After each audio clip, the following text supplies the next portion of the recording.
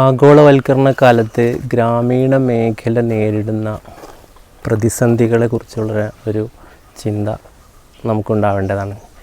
എനിക്ക് തോന്നുന്നത് ആഗോളവൽക്കരണം ഗ്രാമത്തെ ഏറ്റവും കൂടുതൽ ബാധിച്ചിരിക്കുന്നത് അത് ഗ്രാമത്തിൽ വളരെ വർഷങ്ങളായി നിലനിന്നിരുന്ന പരമ്പരാഗതമായ തൊഴിൽ മേഖലകളുടെ അധപ്പതനമാണ്.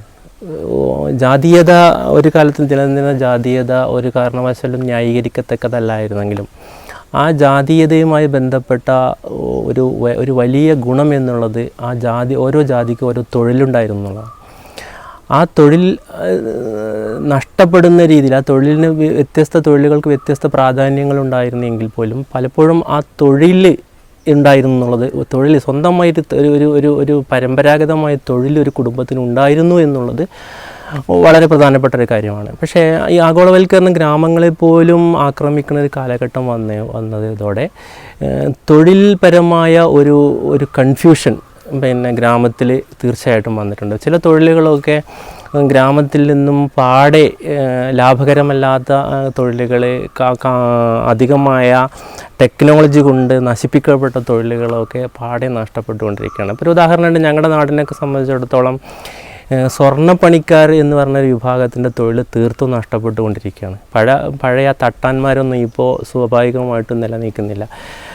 ഒരു ഗ്രാമത്തിൽ ഒരു തട്ടാനെങ്കിലും ഉണ്ടായിരുന്നൊരു കാലഘട്ടത്തിൽ നിന്ന് തട്ടാൻ സമൂഹം പൊതുവെ അവരുടെ തൊഴിലിനെ പൂർണ്ണമായും ഉപേക്ഷിച്ച മട്ടാണ്. അത് തീർച്ചയായിട്ടും യന്ത്രവൽക്കരണത്തിലൂടെ ആഭരണ നിർമ്മാണം വളരെ ഈസിയായി നടക്കുന്നൊരു കാലഘട്ടത്തിൽ ഒരു കുലത്തൊഴിൽ ചെയ്യുന്നൊരു തട്ടാൻ്റെ കയ്യിൽ ആഭരണ നിർമ്മാണത്തിന് കൊടുക്കാൻ ഒരാളും തയ്യാറാവില്ല. അതേസമയത്ത് ചില തൊഴിലുകളൊക്കെ വളരെ ഭംഗിയായി നടക്കുന്നുണ്ട്. ഉദാഹരണമായിട്ട് ഏറ്റവും കൂടുതൽ കൂലി കിട്ടുന്ന ഒരു പരമ്പരാഗത തൊഴിലായിട്ട് ഇപ്പോൾ ആശാരിപ്പണി നിലനിൽക്കുന്നുണ്ട്. പക്ഷേ ആദ്യകാലത്തെ ആശാരിയും ഇന്നത്തെ ആശാരിയും തമ്മിൽ ചില വ്യത്യാസങ്ങളുണ്ട്. ആദ്യകാലത്തെ ആശാരി അയാളുടെ ഗൃഹനിർമ്മാണവുമായി ബന്ധപ്പെട്ട് അയാൾക്കുണ്ടായിരുന്ന അയാളുടെ പരമ്പരാഗതമായ അറിവുകളൊക്കെ ഇപ്പോൾ പുതിയ തലമുറക്ക് നഷ്ടപ്പെട്ടിട്ടുണ്ട്. അതേസമയത്ത് പുതിയ തലമുറ പുതിയ മരസാമാനങ്ങളുമായി ബന്ധപ്പെട്ട് പുതിയ കണ്ടെത്തലുകൾ, അതായത് ഫർണിച്ചർ നിർമ്മാണവുമായി ബന്ധപ്പെട്ട് പുതിയ കണ്ടെത്തൽ, പുതിയ രീതികളൊക്കെ പ്രയോഗിച്ചുകൊണ്ടിരിക്കുന്നു. ഏതായാലും തൊഴിൽ അധികം പ്രതിസന്ധി ഇല്ലാത്ത ഒരു വിഭാഗമായിട്ട് ആശാരിമാർ മാറിയിട്ടുണ്ട്. പക്ഷേ തട്ടാന്മാരുടെ സ്ഥിതി അങ്ങനെയല്ല. അത്ര തന്നെ തട്ടാന്മാരുടെ സ്ഥിതിയെ പോലെ അത്ര തന്നെ പരിതാപകരമാണ് ഇരുമ്പ് പണിക്കാരുടെ സ്ഥിതി.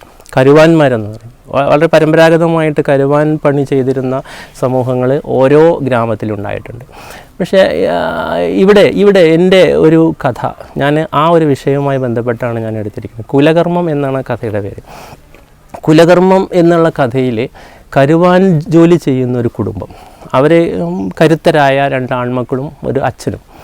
ആ ഒരു ഇരുമ്പ് പണിക്കാരാണ്. ഏറ്റവും നല്ല ഇരുമ്പ് സാധനങ്ങൾ നിർമ്മിക്കാൻ കഴിയുന്ന ഇരുമ്പ് പണിക്കാരാണ്. ആ ഇരുമ്പ് സാധനങ്ങൾ നിർമ്മിച്ചുകൊണ്ട് പരമ്പരാഗതമായി തൊഴിൽ ചെയ്തുകൊണ്ടിരിക്കുമ്പോൾ അവരുടെ കുടുംബത്തിലുണ്ടാകുന്ന വലിയൊരു സമാധാനത്തിൻ്റെ അന്തരീക്ഷമുണ്ട്.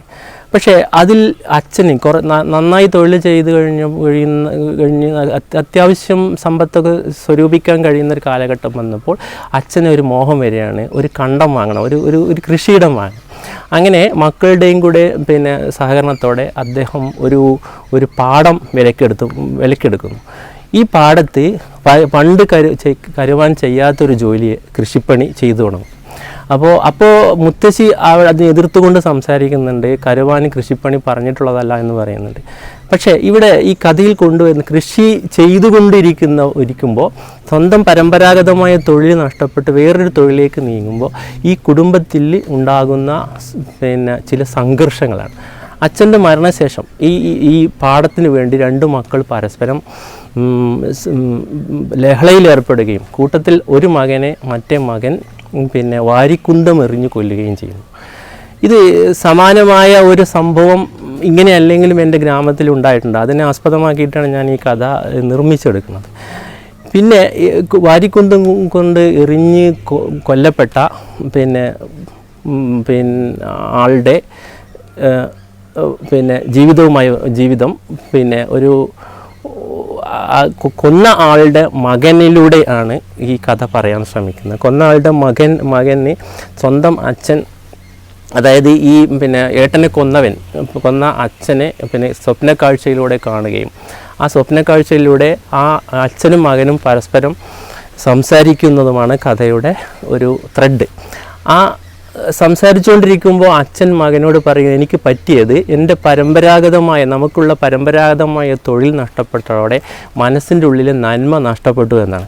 അപ്പോൾ മനസ്സിൻ്റെ ഉള്ളിൽ നന്മ നഷ്ടപ്പെടുന്നത് പിന്നെ അവനവൻ്റെ പരമ്പരാഗതമായ തൊഴിൽ നഷ്ടപ്പെടുമ്പോൾ അവിടെ ഉണ്ടാകുന്ന ഒരു വല്ലാത്ത കൺഫ്യൂഷനിൽ നിന്നാണ്. അല്ലെങ്കിൽ ഇനി എന്ത് എന്നുള്ള തൊഴിലിൻ്റെ ഒരു കൺഫ്യൂഷൻ അപ്പുറത്തേക്ക് ആർത്തിയുടെ വേറൊരു വശം അവരെ പുതിയ തലമുറയിൽ തൊഴിൽ മാറിപ്പോകുമ്പോൾ ആർത്തിയുടെ വേറൊരു വശം അവരെ ആക്രമിക്കുന്നു എന്നാണ് കഥയിലൂടെ കൊണ്ടുവരാൻ ശ്രമിക്കുന്നത്. അപ്പോൾ വീണ്ടും ആ മകൻ രണ്ടാമത് ആ കരുവാൻ ജോലി തന്നെ ചെയ്യാനുള്ള ഒരു ശ്രമം നടത്തുന്നു. പക്ഷേ അയാൾക്ക് എങ്ങനെ ആയിട്ടും ആ കരുവാൻ പണിയിൽ അയാൾക്ക് ശോഭിക്കാൻ പറ്റുന്നില്ല.